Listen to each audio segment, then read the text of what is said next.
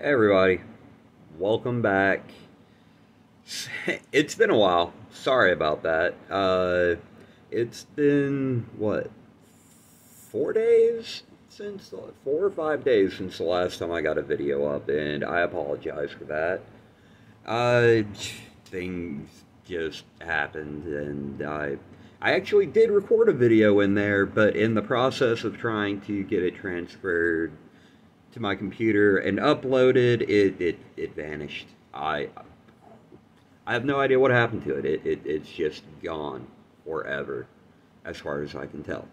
I could not find it, so I'll have to redo that one. But that's not what we're doing today, because in between trying to record that video and today, I actually finished another book. And that's another reason why I probably haven't gotten as many videos done, is because this was a very long book.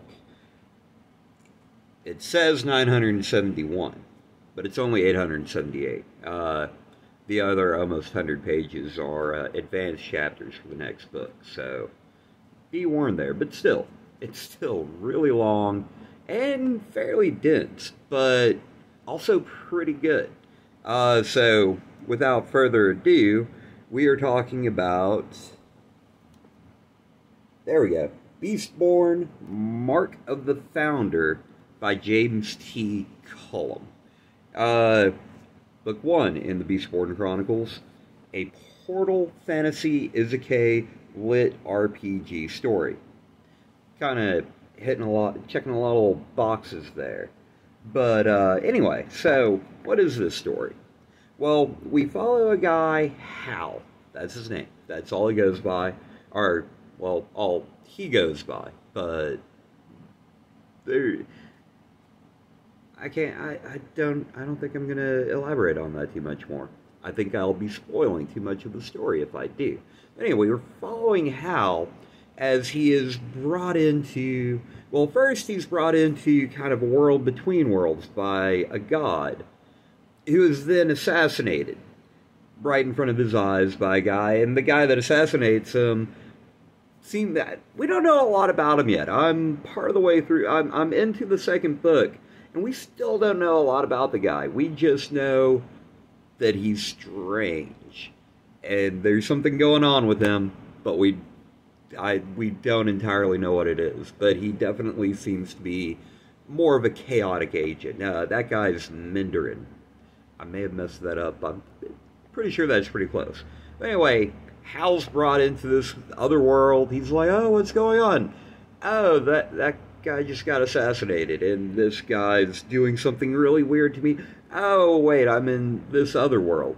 And it's definitely more of a hard mode Isekai story, because he pops up in the middle of the wilderness, does not speak the language at all. Everyone he encounters at first is hostile, to say the least.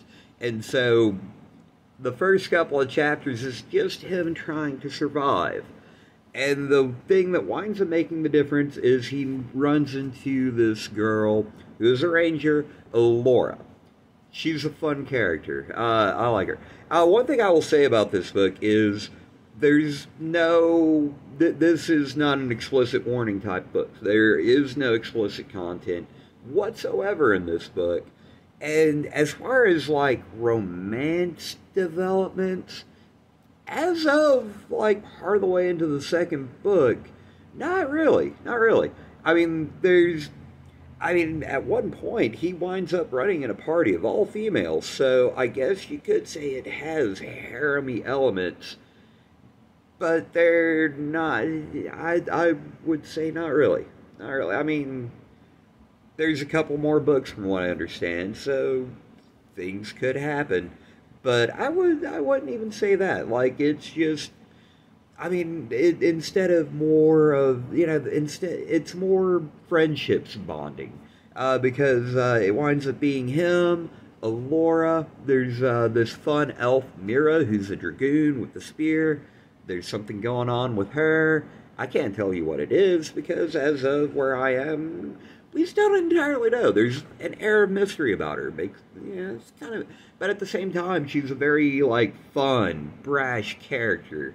Uh, that just kind of says what she's thinking, and it's not it's not always filtered, and it's kind of fun. Actually, while I'm addressing that, I'm gonna address one thing that did throw me off about this book. Not enough to make me not enjoy it, but just one thing that threw me off is the guy. I guess he wanted to make the book extremely accessible to all ages. Like, you could give this to a teenager. I mean, it's got some, a fair amount of violence in it, but, I mean, hey, that it's probably nothing worse than they get on the internet at all. But, he replaces all the foul language with a language filter, and so instead of the F-bomb, it's floppy? Flop? That, I mean, either just don't have them swear, or just swear. Like, I don't know. That's just, that was like the main problem I personally had with this book. And it, like I said, not a deal breaker at all, or I wouldn't be doing this video. It's just the one thing I did not like. Other than that, I liked it. Like, there is a lot of development behind Hal. And also, like, the lit RPG elements, like the stat sheets, very crunchy. Not as bad as, not bad. I mean, I feel like this is another one where he hits the sweet spot really well. Like, you don't get the entire stat sheet every time he's kind of crunching his stats. It's more like you get the stat sheet that's kind of essential. And I think, maybe every now and then when he's just really getting in deep to everything, then he kind of breaks it all out a little bit. But I don't know that, I mean, once the character starts being developed enough stat-wise to have his stat sheet be really long, I want to say by then you're not really getting full stat sheets. You just get the bits that are kind of essential to the parts he's talking about then. And so, I mean, I want to say like in one chapter you might get the whole stat sheet, but it's kind of broken up with pieces of narrative, which I think worked a little better for me, because from experience, I can say that when you have this, real heavy lit RPG stuff where they break the stats down into, and, you start getting 3 or 4 pages of stats, I start skipping stuff. Maybe skimming, maybe just being like, nah, okay, stats, okay, cool. Because half the time they wind up talking about it in the narrative chunks anyway, so but, like, a lot of lit RPG goodness in here for those of the people that really like delving into that stuff. Maybe, maybe for the people that really like that stuff, maybe it's not quite enough, but, like I said, I feel like it's a nice sweet spot. And the story-wise, like, the story's really nice and epic, because it's 800 and something pages. Like, when I was reading through and I knew how long it was, and, I'm hitting the halfway point, like, I kept, thinking, it's like, is there a place where, he's just kind of cramming 2 books together? And I want to say not really. No, like, partially because, like, the end, the last, like, sentence and paragraph, like, was good. Like, I hit it, and I'm like, because, I knew I was like 100 pages from the end, and I hit it. I'm like, that's the end. That is totally the end. Wait a minute. And then I'm like, oh, advanced chapters. Okay. I'm just buying the second book anyway. It's already out. And only $4.99 on the Kindle store. So, I mean, good value for money there. Good value for money. But great story. But yeah, I talked about Alora. I talked about Mira. Then there's the Lamora, Shelia? Shella? It's one of those complicated fantasy names that reading through didn't really ever like jive into a coherent pronunciation in my head. So sorry, I'm bad about that. But yeah, she's a well, sorry, I got distracted. She's a sin eater. There's actually a lot more kind of interesting things that happens with her character, like in the second book. Not that I'm saying she's not kind of really like.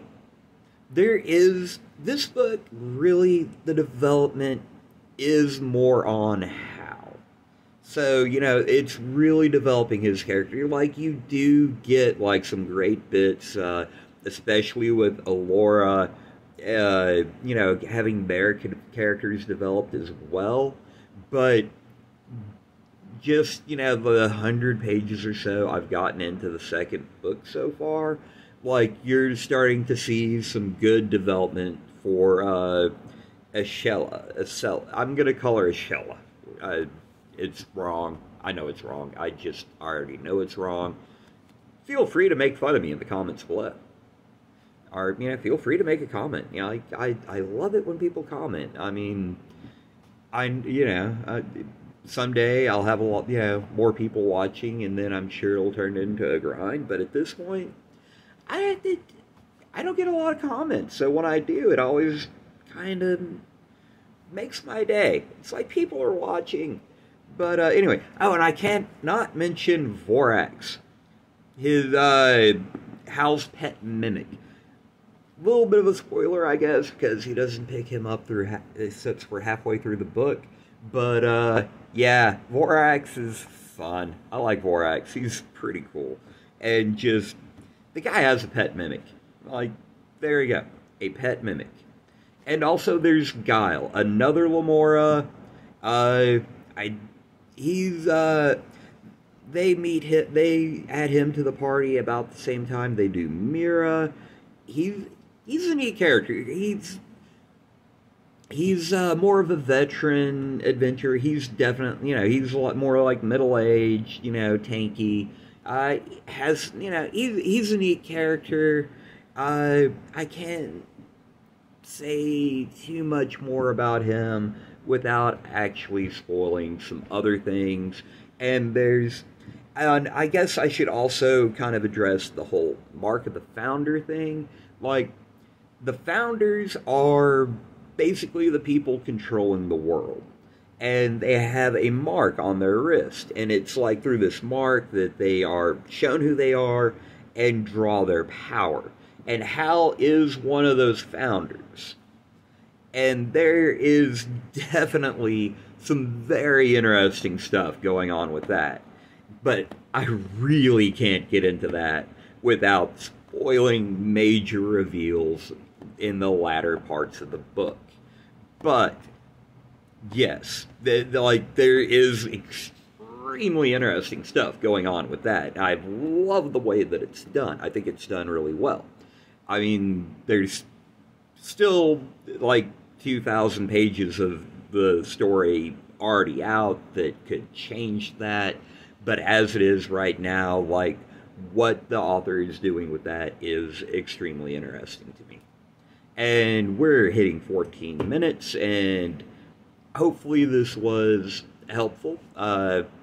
Hopefully you pick up this book, because I really enjoyed it. It was long, meaty, interesting story, interesting characters, with a lot of promise for what is to come. Also, some pretty interesting world building.